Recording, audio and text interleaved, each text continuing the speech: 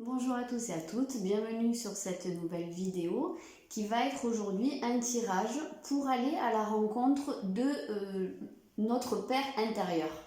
Le Père intérieur, c'est une construction psychique qu'on a élaborée dès la petite enfance et c'est donc une partie de nous qui va endosser le rôle du Père vis-à-vis des autres parties qu'on a au sein de la psyché, notamment l'enfant intérieur, que tout le monde plus ou moins connaît. Et donc c'est cette partie de nous qui va servir à nous protéger, c'est-à-dire à savoir poser des limites claires dans notre vie, à savoir dire non quand il faut, à savoir trancher, prendre des décisions les plus bénéfiques pour nous. Voilà, globalement, ça va être quelque chose qui va tourner autour de ça, comme ce qu'on attend traditionnellement d'un père vis-à-vis de son enfant. Donc voilà, par contre, il ne faut pas confondre avec le père, notre père tel qu'on l'a connu, notre père biologique, je vais dire, notre vrai père. Le père intérieur, c'est pas juste l'image de notre père tel qu'on l'a enregistré à l'intérieur de nous. C'est vraiment une construction à part, indépendante, qui est propre à chacun de nous. Mais par contre, c'est vrai que elle est influencée par l'image du vrai père et par le lien qu'on a pu avoir avec lui, en positif comme en négatif, avec les forces et les faiblesses. Ça joue beaucoup forcément, mais on peut pas le réduire en disant que c'est le papa, quoi. Ça, c'est pas du tout ça, parce que c'est trop réducteur sinon.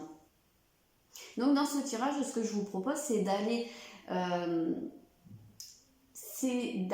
vraiment personnifier cette partie de nous-mêmes en lui donnant des aspects d'une vraie personne, enfin, en allant voir un petit peu ce que ce père intérieur vit, ressent, ce qui le modèle. On va lui donner un peu des contours pour que ça soit plus juste une partie inconsciente, mais que quelque part on puisse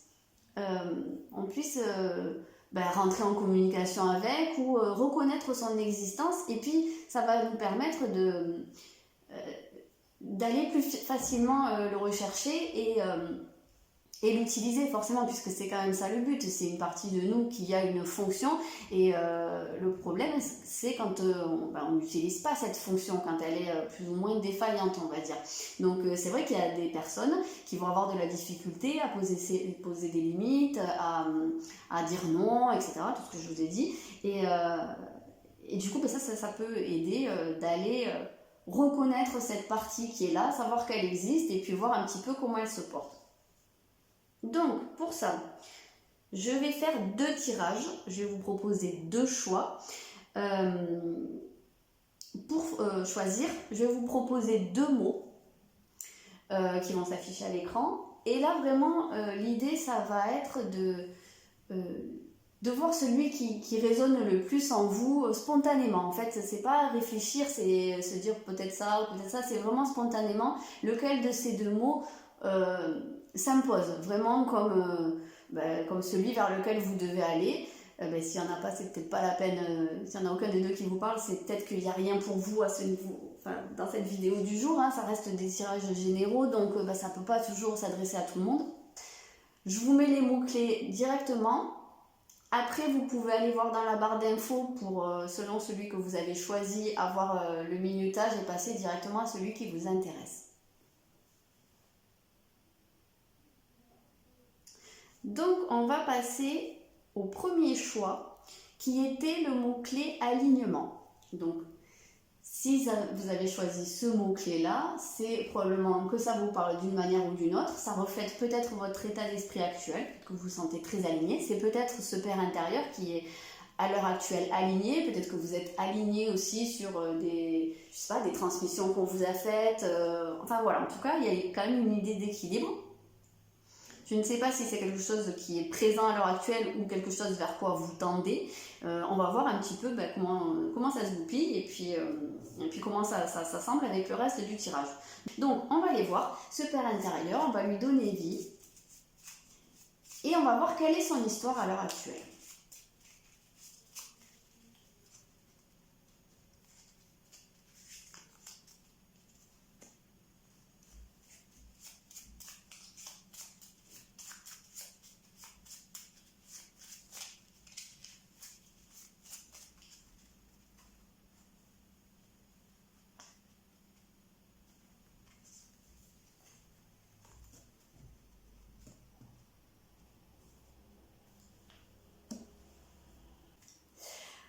Alors déjà en impression générale, je dirais que ce père intérieur, il est dans une exploration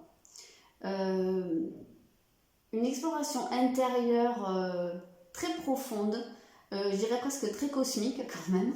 Il y a un côté un petit peu d'aller à la rencontre d'autres dimensions de soi, d'autres parties de soi. Je pense que ce père intérieur, il est ici dans une idée d'ouverture, de communication même. J'ai un peu cette impression-là. Communication intérieure. Un avion qui passe. Je ne sais pas si ça s'entend, c'est très gênant. Voilà, c'est bon, je pense que là c'est terminé. Ouais, en fait, j'ai l'impression que dans son contexte global, c'est quelqu'un, on va dire quelqu'un, puisqu'on lui donne vie, hein, c'est quelqu'un qui, je pense, est en train de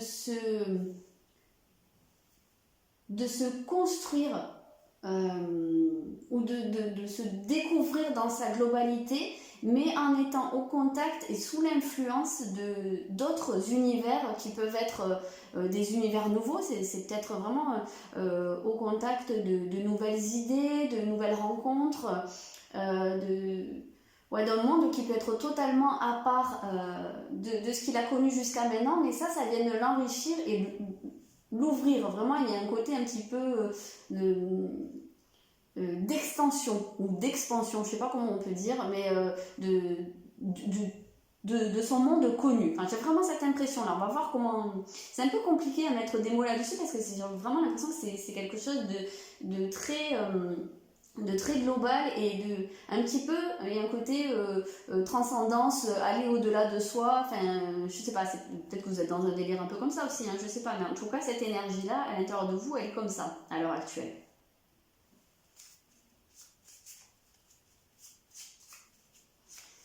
Il y a un côté vraiment où il n'a plus envie de rester étriqué dans son petit monde, il a envie d'ouverture, de découvrir, et je pense que c'est quelque chose qui est en train de se produire, et c'est cette découverte qui vient enrichir, ouvrir et créer un nouvel espace de réflexion, de vie. Alors... je pense que c'est quelqu'un qui est dans cette optique d'explorer, d'aller vers de la nouveauté, mais qui en même temps ne se sent pas légitime. Il y a un aspect comme ça, un syndrome de l'imposteur. Donc, est-ce qu'il y a un élan qui est ressenti, mais en même temps, il y a quelque chose qui retient en arrière parce qu'il se dit pourquoi moi je pourrais aller dans cette direction alors que je n'en suis pas digne. J'ai l'impression qu'il y a un côté un petit peu comme ça.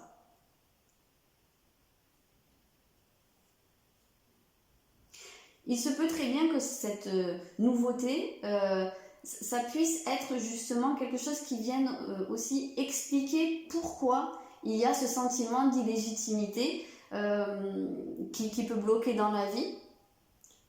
Peut-être que ce père intérieur, il a toujours eu l'impression d'être un imposteur, de donner le change, mais de ne pas être vraiment ce qu'il paraît, ou de ne pas justement être capable de faire certaines choses, et qu'il y ait une ouverture à l'heure actuelle, il y a une compréhension de pourquoi il y a ce syndrome-là, il y a ce sentiment-là.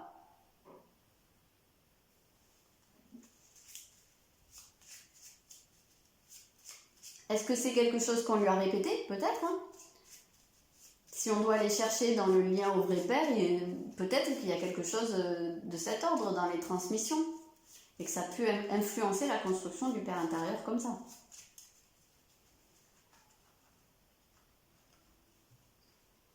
Est-ce qu'on lui a dit ou dit et répété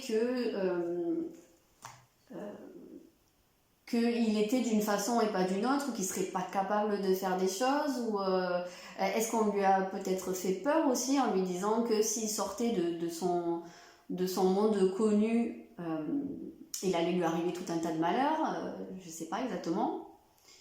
Ou même sans qu'on lui ait dit, est-ce qu'il y a eu une transmission inconsciente où l'inconnu a pu être associé à un danger et que là, ils se disent, ben, en réalité,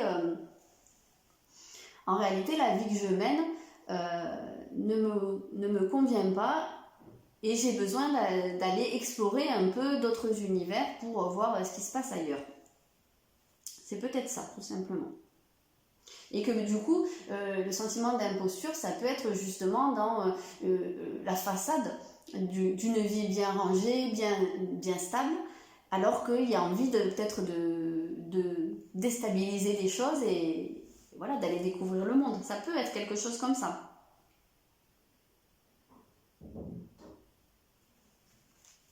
Alors, ici, on a quand même une thématique de... Il y a quelque chose où il a besoin de faire entendre sa voix. Et ici, la carte, c'est la petite sirène. Et quand je pense au conte de la petite sirène, d'ailleurs ici c'était le conte qui était ressorti, la petite sirène, elle était dans le monde sous-marin et elle est tombée amoureuse d'un humain et donc elle a voulu aller explorer ce monde des humains. Il y a un côté un petit peu comme ça, où elle a quitté son univers connu pour pour mener une autre vie. Mais le problème, c'est que pour ça, elle a dû renoncer à sa voix. Elle est devenue muette.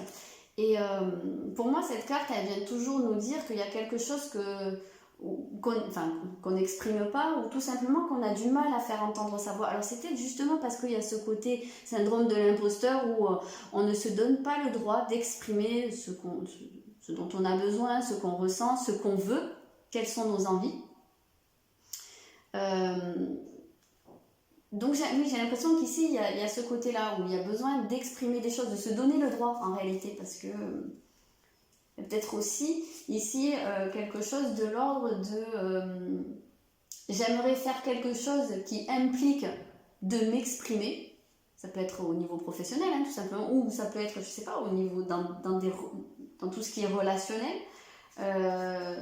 Peut-être besoin de dire des choses, mais je ne me sens pas légitime dans le fait de le dire.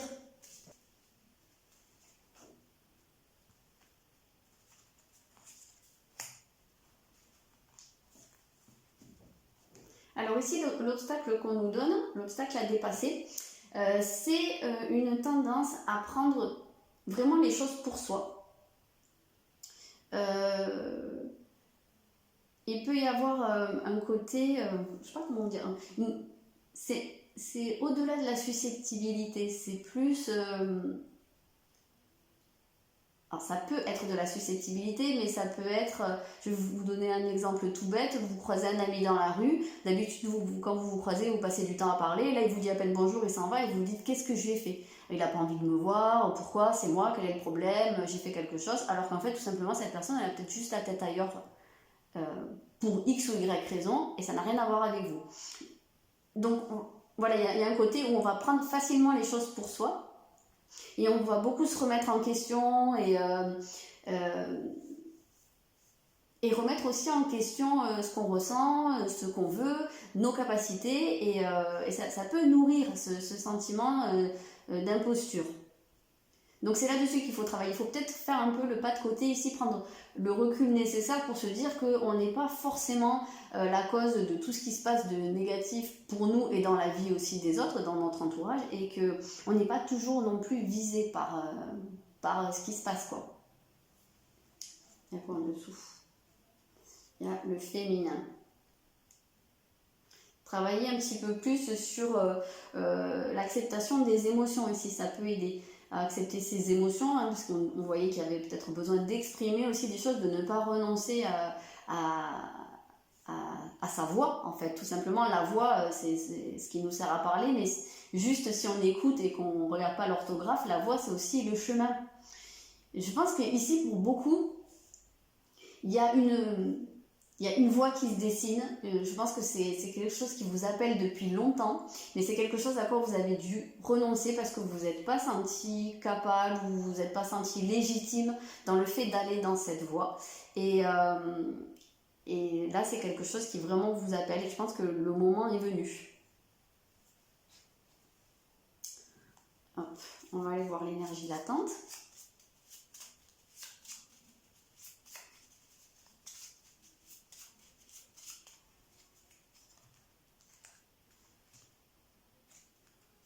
Alors, l'énergie latente, ok.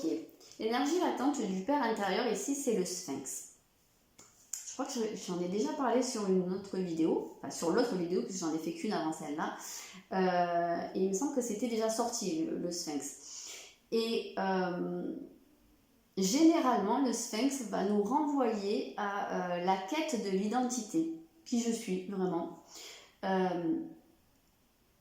Ce qui semble vraiment ici correspondre, je pense qu'il y a vraiment besoin d'une remise en question, mais pas celle à laquelle ce Père intérieur est habitué, c'est-à-dire pas juste tourner en boucle sur je suis nul, je suis pas capable, etc., etc., mais plus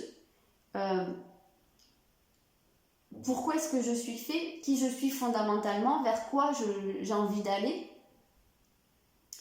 J'ai l'impression qu'ici, il y a vraiment ce côté explorateur ou découvreur inné, mais ça a été vraiment mis de côté.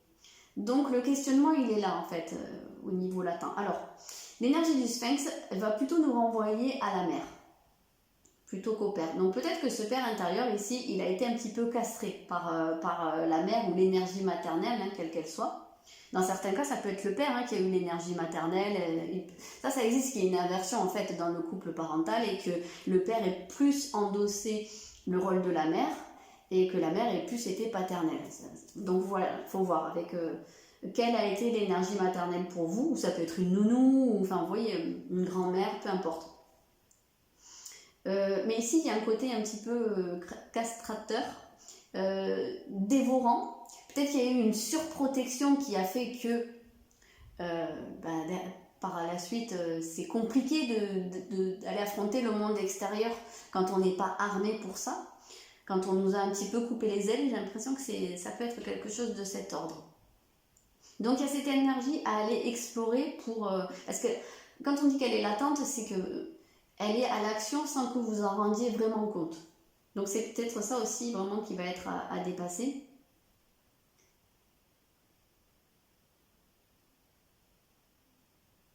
Alors quand l'énergie elle est castratrice comme ça, donc je vous ai dit elle peut être surprotectrice, mais elle peut aussi avoir été très culpabilisante ou accusatrice, où elle a pu vraiment être une énergie qui sabote. Dans un sens comme dans l'autre, ça empêche de prendre son élan, de croire en soi. Donc c'est là-dessus vraiment qu'il est nécessaire de travailler. Donc je vais voir en fait maintenant à quel stade il en est ce père intérieur, parce que toute cette thématique, elle est peut-être, c'est peut-être juste quelque chose qui commence à se dessiner, comme ça peut être un cheminement qui a déjà été commencé il y a un petit moment et qui puisse être à la fin de ce cheminement. Ok, la communauté. Donc ici, ça rejoint ce que je sentais avec l'espace dans le sens de découvrir d'autres univers et de communication, d'ouverture sur l'autre. Parce qu'ici, la communauté, c'est vraiment le moment où on va s'entourer de personnes qui vont pouvoir avoir un rôle à jouer, une contribution, même si c'est juste une parole, même si c'est juste quelque chose qui va faire tilt dans la tête, et on va se dire, ah ben tiens, je pourrais partir dans cette direction, ou voilà, qui va faire prendre conscience de certaines choses. La communauté, on peut penser à la communauté de l'anneau, hein, dans le Seigneur des Anneaux, où c'est toute la phase où le héros va s'entourer de ceux qui vont être ses alliés et grâce à qui il va pouvoir arriver au terme de sa quête, puisqu'il n'y arrive pas tout seul. C'est pas l'œuvre d'une seule personne ou d'une énergie seule. Donc voilà, c'est ce stade-là. C'est pour ça que je sentais qu'il y avait un côté d'ouverture. Alors ça peut être par des personnes extérieures, mais ça peut totalement être une ouverture sur d'autres aspects de soi-même, d'autres facettes de la personnalité, d'autres constructions, parce que je vous ai dit qu'il y avait le père, il y a l'enfant intérieur, il y a aussi la mère intérieure, et puis il y a tout un tas d'autres archétypes qui sont imprimés en fait à l'intérieur de nous et sur lesquels on peut s'appuyer en fait. Donc on a énormément de facettes qui peuvent être des ressources pour nous. Donc peut-être que ce père intérieur à l'heure actuelle, il se rend compte qu'il y a toutes ces facettes et il est en train de les contacter pour justement se renforcer et pouvoir avancer dans sa quête de sa vraie voie finalement. Alors je vais en prendre une petite carte astro parce que ça peut être pas mal pour voir l'énergie d'une personne. Donc votre père intérieur, il est plutôt opposition ici. Donc là c'est pas une planète qu'on nous donne, c'est un aspect. Je dirais que là en fait il est juste en train de trouver l'équilibre par rapport à des aspects contradictoires. Ça en revient à ce qu'on disait jusqu'à maintenant. Il est en train d'essayer de trouver le juste milieu entre, je pense, quelque chose qui est très ancré, installé, mais qui peut le bloquer et qui peut comporter beaucoup de peur. Et d'un autre côté, une envie de tout envoyer valser et de partir à l'aventure, à la découverte. Donc ici, je pense qu'il y a quand même un besoin de trouver l'harmonie dans tout ça. Parce que tout n'est pas à jeter dans ce qu'il a vécu jusqu'à maintenant, et ce qu'il vit encore, je pense, dans ces bases qui sont là. Et comme tout n'est pas forcément tout beau, tout rose dans ce qu'il entrevoit d'une nouvelle voie, tout simplement. Donc voilà, il faut trouver en fait un petit peu le point d'équilibre entre tout ça. Et essayer de faire quelque chose de global, justement ce que je vous disais au début, quelque chose de global avec des tas de choses qui sont contradictoires, peut-être paradoxales, des envies aussi qui peuvent être très très différentes. Comment concilier tout ça? Hop, qu'est-ce qu'on a ici? On a fait le sacrifice. Ah ouais, vraiment, il y a l'impulsion ou l'envie de laisser quelque chose derrière soi, de laisser peut-être un passé. Ça peut être vraiment l'idée de couper aussi avec ce sentiment d'imposture. Derrière, on a le double maléfique. Donc vraiment, ouais, c'est chaud quand même là. C'est aller affronter quelque part des choses qui font peur. Moi, je pense que c'est affronter des peurs ici, vraiment.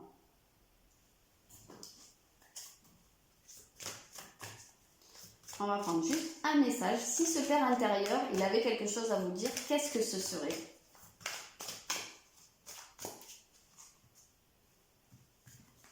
Et ici, on a, super, c'est la carte de la solution.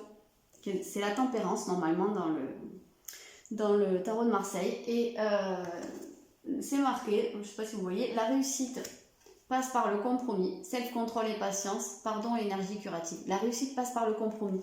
C'est ce que je vous disais par rapport à cette idée de concilier des choses et d'avoir affaire à des choses qui sont très contradictoires et de trouver un peu le point du milieu. Donc voilà, peut-être qu'il y a besoin de prendre le temps, de laisser aussi faire les choses doucement et de faire des compromis. Voilà, j'espère que ce tirage aura pu vous parler sur certains points, beaucoup, pas beaucoup, ça va dépendre des personnes, et que ça peut aussi vous aider à comprendre des choses.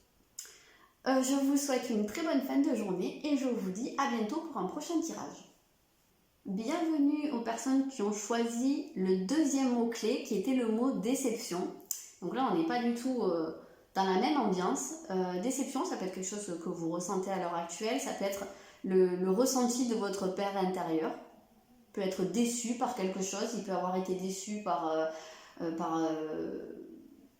un contexte ou par lui-même aussi. Peut-être qu'il se ressent comme une déception, peut-être qu'on lui a fait sentir ça aussi. Alors on va vraiment voir comment ça s'assemble avec le reste du tirage. Donc là, ce tirage, je vais le faire avec un petit jeu que je me suis fait pour moi, pour mes tirages personnels, pour mes consultations avec mes propres clients. Et c'est un tirage qui va mettre en place une histoire. Et on va voir quelle est l'histoire de votre père intérieur. Qu'est-ce qu'il vit à l'heure actuelle, comme si c'était une vraie personne. Alors je m'excuse vraiment pour la qualité d'image qui est vraiment pas géniale et le fait que ce soit des toutes petites cartes donc vous n'allez pas voir grand chose. Je vais essayer de dire le plus possible. Parfois je dirai pas le nom qu'il y a sur les cartes, mais enfin ça n'a pas une grande importance. Alors,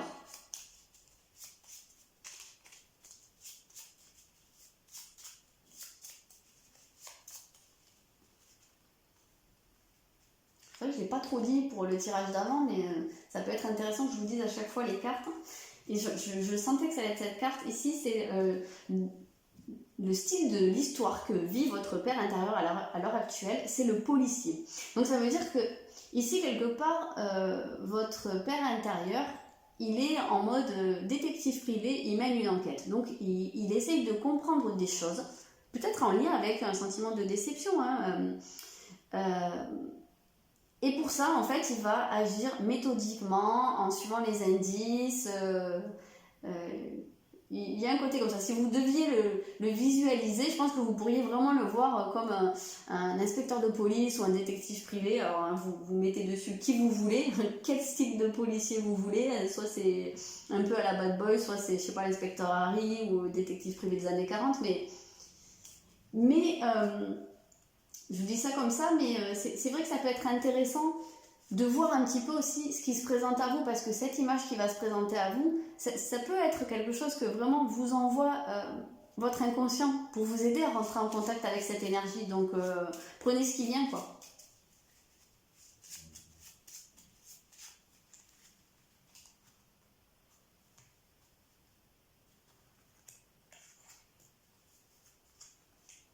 Ok, on a en décor la montagne. Donc ça signifie que son enquête, comment je peux vous dire ça, ça s'assimile à une ascension qui peut ne pas être évidente. Gravir une montagne, c'est pas un truc qu'on fait comme ça en se levant le matin après un bol de choc à pic. C'est quelque chose qui demande du temps, beaucoup d'énergie.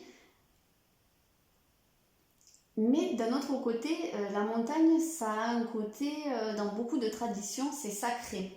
C'est souvent là qu'on va aller à la rencontre du divin, qu'on va contacter une énergie qui nous dépasse. Donc peut-être que ce père intérieur, à l'heure actuelle, il est peut-être dans une quête spirituelle, ça peut être ça aussi. Il est peut-être à la recherche du divin à l'intérieur de lui, et ça peut passer par une quête extérieure, hein, totalement. Mais c'est quelque chose qui est long et laborieux, qui demande beaucoup d'efforts. Alors ici j'ai demandé un mot-clé, et il est sorti l'or. Donc l'or, le trésor, hein, quelque part. C'est très très joli parce que il y a un côté un peu processus alchimique hein, là-dedans. Hein. Est-ce que ce père intérieur, il n'est pas en train, dans sa quête, de faire un petit peu cette transmutation des énergies un peu, comment on peut dire, impures, je pense qu'on peut qualifier ça, alors impures entre guillemets, hein, mais des énergies un peu lourdes en or, hein, c'est-à-dire en quelque chose qui est beaucoup plus léger, beaucoup plus lumineux. Et en fait, est-ce qu'il ne serait pas dans une forme de quête de lui-même, en fait? Au fond, c'est ça, quelque part, le trésor. L'or, il est à l'intérieur de soi.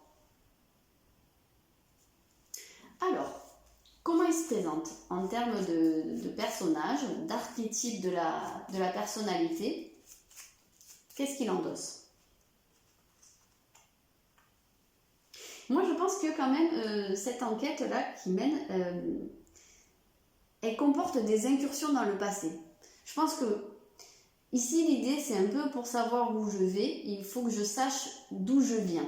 Donc, ça peut être une enquête, hein, entre guillemets, de ce qu'il a vécu, de l'enfance, d'événements passés, mais ça peut être aussi une remonter vers les racines. Ça peut être quelque chose, connaître son histoire familiale, remettre le puzzle dans l'ordre. Il y a peut-être des trucs manquants dans cette histoire-là. Je sais pas, il peut y avoir ce côté-là. Alors, j'ai dit archétype de la personnalité, on a le protecteur. Et derrière, qu'est-ce qu'on a? Le rebelle. Ok, c'est des énergies qui sont plutôt contradictoires. Le rebelle, il est en dos de deck, donc ce serait plutôt quelque chose d'un peu plus latent. Est-ce que ce serait pas quelque chose qui pointe? Votre père intérieur, il peut avoir un côté, peut-être parfois des poussées, d'avoir envie de se rebeller contre quelque chose, mais le protecteur va peut-être mettre un peu le couvercle sur la marmite et dire bon ben non, c'est pas la peine de réagir de cette façon, ou voilà, ne sortons pas du cadre. Le protecteur se protège. Donc ici, je viens juste de remarquer, mais ça correspond quand même beaucoup à ce qu'on attend du père intérieur, hein, d'être un protecteur. Donc ici, c'est plutôt positif. Ça signifie qu'il joue bien son rôle, ou en tout cas qu'il est dans cette optique d'y arriver. Donc là, on a quand même tout bon. Il se peut très bien qu'il soit dans cette enquête, dans cette volonté de compréhension des choses, justement pour réussir à jouer au mieux son rôle de protecteur. Après, pour certains cas, il peut y avoir le cas de figure où il se protège aussi de ce qu'il pourrait découvrir. Ça peut être un cas de figure, parce que quand on commence à ouvrir certaines portes, il faut être prêt à recevoir ce qu'il y a derrière, ou à voir ce qu'il y a derrière. Et des fois, c'est pas évident. Donc, protège de quoi, ce père intérieur?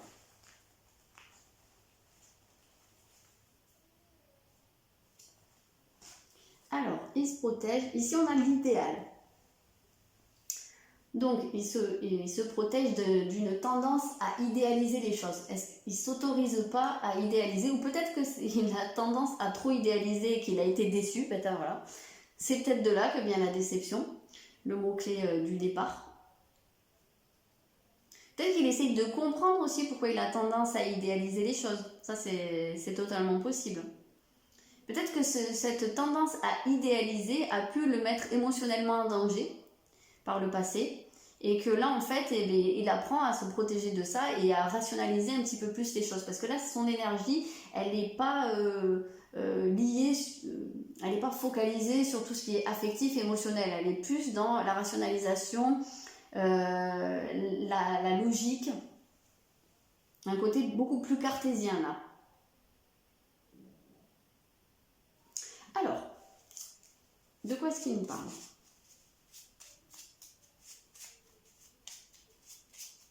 Quel est le sujet en fait de son histoire?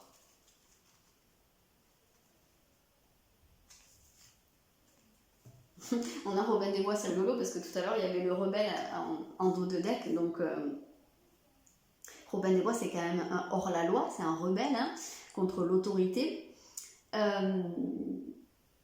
Donc c'est pas du tout exclu qu'il y ait ça que je vous ai dit tout à l'heure, qu'il y ait cette poussée de rébellion contre quelque chose. Et que peut-être pour l'instant ça soit pas totalement conscient, ou quelque chose à quoi on donne libre cours complètement. Pour moi, la thématique de Robin des Bois, elle va parler de quelqu'un qui a vécu de l'injustice, quelqu'un qui a été lésé, et qui va vouloir se battre pour réparer cette injustice. Donc, est-ce que cette injustice, c'est ce qui a provoqué la déception? Ouais, avec ce côté protecteur, on sent que vraiment, il y a peut-être eu des blessures et que là maintenant, ben, on apprend à se tenir, enfin on essaye en tout cas d'apprendre à ne plus vivre cette injustice, à ne plus vivre des déséquilibres aussi, hein. Ça peut être sur un plan relationnel, mais ça peut être professionnel, ça peut s'adresser à tout, mais vraiment, ou un côté, peut-être qu'on vous a beaucoup pris, enfin, on lui a beaucoup pris à ce père intérieur. Et on lui a peut-être enlevé quelque chose. euh, et ça, oui, voilà, ça peut être très compliqué à vivre. Donc ça peut pousser à une forme alors de repli sur soi quand la protection elle est trop exacerbée, mais ou tout simplement justement à apprendre à mettre des limites et à pas tout donner, à pas tout se laisser prendre. Donc je pense qu'en fait il y a une leçon qui a été apprise ou qui est en train d'être apprise et que c'est un petit peu l'idée qu'on ne l'y reprendra pas à deux fois.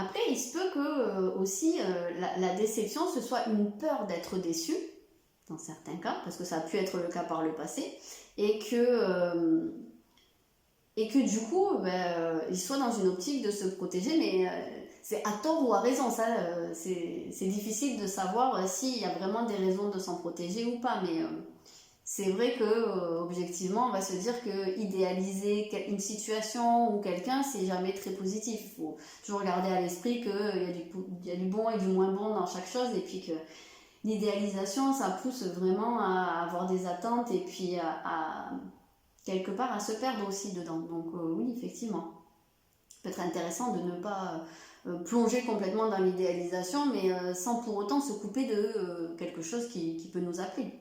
Et peut-être aussi de se priver de vivre quelque chose parce qu'on a peur d'être déçu. C'est un risque à prendre d'être déçu. Alors, ici, il y en a qu'une, ouais. Ici, on a le système de valeurs qui peut être en aspect problématique et la surgénéralisation. Ok, j'ai compris.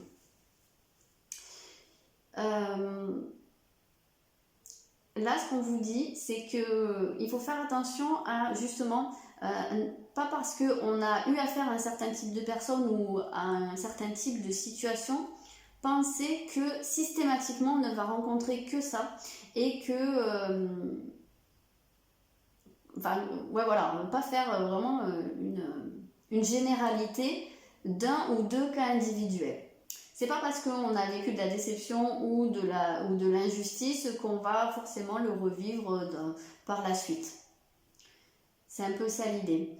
Là, ce qu'on vous invite à faire, c'est à définir votre système de valeurs. Et je dirais que pour pas être déçu, c'est intéressant de savoir quelles sont vos valeurs à vous, parce que moi je dis toujours que le système de valeurs, c'est un peu une grille de lecture. Ça va être une base pour la vie telle qu'on va la vivre par la suite. Quand on sait quelles sont nos valeurs, on peut moins se tromper. Parce qu'après, quand on va rencontrer des gens, on va vite voir si leur mode de vie ou leur manière de penser, ou ce qu'elles sont, correspond à nos valeurs ou pas du tout. Et pareil pour une situation, par exemple pour un travail, peut-être ici il se peut très bien que la justice ce soit vraiment une valeur fondamentale pour vous, donc ça peut être votre boussole pour savoir si vous allez dans une direction ou dans une autre. Si vous voyez qu'il y a vraiment des choses qui vont pas dans le sens de la justice, c'est peut-être pas la peine d'y aller dès le début. Ça peut être ça qu'on vous dit, vraiment définir vos valeurs, parce que je pense que même au niveau relationnel, que ce soit avec la famille, que ce soit avec une personne, un amoureux, une amoureuse, même avec des amis, si on a un système de valeurs qui est vraiment trop éloigné, trop contraire, je pense que ça peut pas fonctionner. Enfin, ou alors ça va demander beaucoup d'énergie, c'est peut-être ça la montagne aussi. Peut-être qu'en fait vous avez tendance à le père intérieur a tendance à se perdre à s'épuiser parce que il veut, alors peut-être imposer ses propres valeurs aussi, hein, ça c'est possible, à des personnes ou à des situations qui n'y correspondent pas. Et là, bah, c'est un peu, c'est vertueux pour rien, quoi. Perdre son énergie, comme on dit, se battre contre des moulins à vent, hein, c'est un peu ça l'idée. Donc attention, alors premièrement, définir vos valeurs, mais attention à garder à l'esprit que le système de valeurs, il est propre à chacun, même si on peut rencontrer des personnes avec qui on a un système de valeurs qui est très proche, mais c'est rare que ce soit exactement le même. Par contre, on ne peut pas imposer le sien. Il y a autant de systèmes de valeurs que de personnes différentes. Donc, aussi partir du principe que c'est pas parce que nous, on va peut-être placer, je sais pas, la justice ou la famille ou le travail en tête de liste et en valeur primordiale, que les autres personnes qu'on va rencontrer vont faire de même. Et c'est pas parce que les autres n'ont pas les mêmes valeurs mises en avant que nous, que ça en fait des personnes qui moins bien, quoi, tout simplement, qui ont moins de valeur. Pour en revenir à ça, mais les autres ne sont pas des gros cons parce que ils partagent pas notre j'en sais rien moi, notre amour du travail et le fait de ne consacrer sa vie qu'au travail. Et ben les autres sont pas des gros feignants parce qu'ils délimitent leur vie personnelle, leur vie professionnelle. Voilà, ça c'est un exemple, mais ça peut être totalement différent. Voilà. Alors, on va regarder l'énergie qui est latente.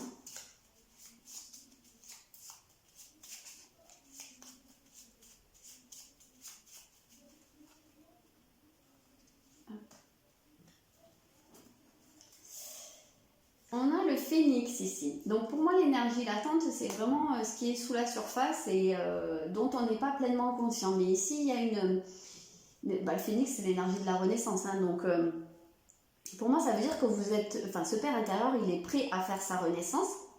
Il est en train de la faire, mais il ne se rend peut-être pas vraiment compte. Alors peut-être parce qu'il est en train de gravir cette montagne.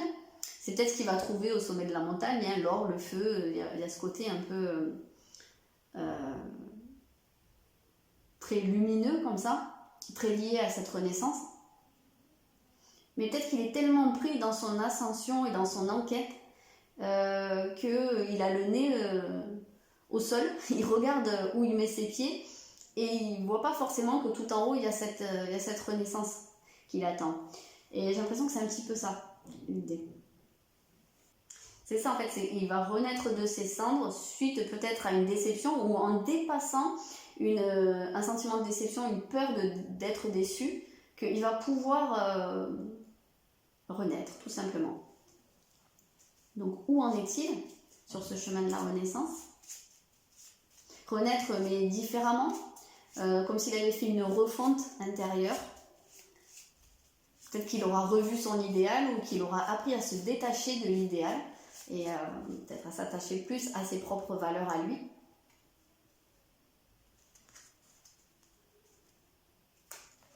Bon, j'arrive pas. Là, le stade, l'étape, c'est l'appel. Donc ici, ce père intérieur, il en est au tout début. Il sent... c'est comme s'il y avait une sirène en haut de la montagne et qu'elle l'appelait, qu'elle lui disait « c'est ici que tu dois venir ». Mais pour l'instant... je ne sais pas s'il a vraiment commencé à gravir la montagne. Je dirais qu'il est plutôt au pied et qu'il est en train de se demander j'y vais pas, qu'est-ce que je fais? Donc peut-être que c'est aussi pour ça qu'il enquête, pour voir un petit peu dans quoi il va mettre les pieds. C'est peut-être un petit peu ça l'idée. Ou bien l'enquête fait partie de l'ascension et il en est au tout début. Il sent qu'il y a quelque chose. En tout cas, vraiment l'appel, c'est... quand il y a cette invitation à sortir de la zone de confort, mais au début le héros il a peur hein, quand même. Hein. Souvent il refuse l'appel. Hein. Après il y a d'autres, c'est quand il sent que vraiment il ne peut plus faire autrement qu'il va y aller. Alors, je vais aller tirer une carte astro, peut être sympa pour voir, pour déterminer l'énergie de quelqu'un, d'une personnalité, d'un vécu aussi. Ici, on a le scorpion. Alors là, quand je vous parlais d'un processus d'alchimie, on est en plein dedans. De la refonte intérieure, c'est exactement ça, l'énergie de la renaissance. Le scorpion, il va aller vraiment dans les profondeurs pour détruire ce qui n'est plus positif pour lui et faire cette mutation, cette mue presque on pourrait dire, et renaître en fait par la suite. Pour moi, je ressens vraiment la notion de fusion, mais dans le sens où on va prendre des éléments qui sont distincts et on va en fait les fondre entre eux pour créer une nouvelle version de soi-même avec ses ressources intérieures. Je ne sais pas si c'est clair. En tout cas, il y a une très très forte notion de transformation là. C'est très marqué.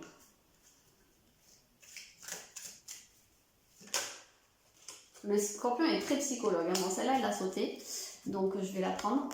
C'est intégrer le féminin. Donc vraiment, ici, ce qu'on voit sur cette carte, c'est une femme qui est enceinte. Donc il y a cette notion de gestation pour moi. Je pense que c'est vraiment là-dessus qu'il faut se focaliser dans ce tirage.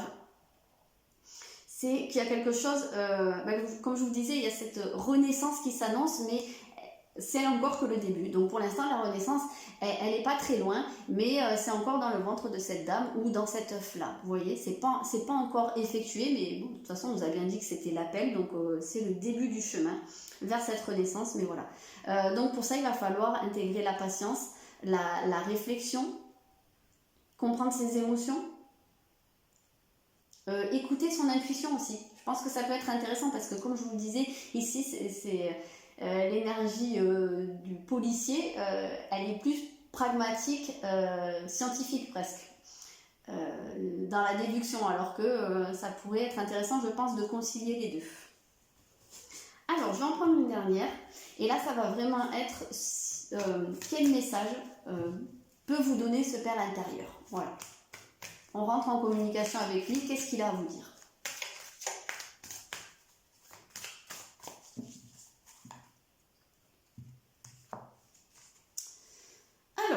Il vous dit, vous avez tant à faire, définissez un programme très détaillé et une personne gentille vient sur vous. Ok, donc vous avez tant à faire, c'est ce qu'on disait avec la montagne, hein, c'est un long chemin, ça va demander beaucoup d'énergie.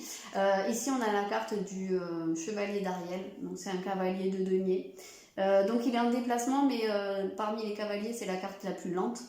Parce que justement, il doit avancer un pas après l'autre pour pas se tromper, pour établir des bases solides et pouvoir arriver dans les meilleures conditions au sommet de la montagne. Donc ça se recoupe très bien. Et quand on vous dit, il y a une personne gentille qui veille sur vous, ça me renvoie à l'archétype du protecteur. Et j'aurais tendance à dire que c'est vous en fait. C'est vraiment ce père intérieur, hein, je pense, qui veille sur vous, qui est censé veiller sur vous et qui est dans son rôle de protecteur. Après, c'est pas exclu que extérieurement, cette énergie se projette sur une autre personne et qu'elle soit là pour jouer ce rôle de protecteur, protectrice, ça dépend. Ou bien que ce soit vous, hein, tout simplement. Alors là, c'est vraiment, vous allez voir un peu comment ça s'adapte. Mais voilà, je pense que vraiment ce qu'il y a à retenir, c'est ça. Il faut y aller doucement, c'est en gestation. C'est un pas après l'autre et puis prenez le temps. Voilà, j'espère que ce tirage vous aura un peu parlé, ou beaucoup, ça dépend des gens. J'espère qu'en tout cas, ça peut donner des pistes de réflexion, de compréhension. Et puis voilà, je vais m'arrêter là. Je vous souhaite une bonne journée. Je vous dis à bientôt pour une prochaine vidéo, un prochain tirage.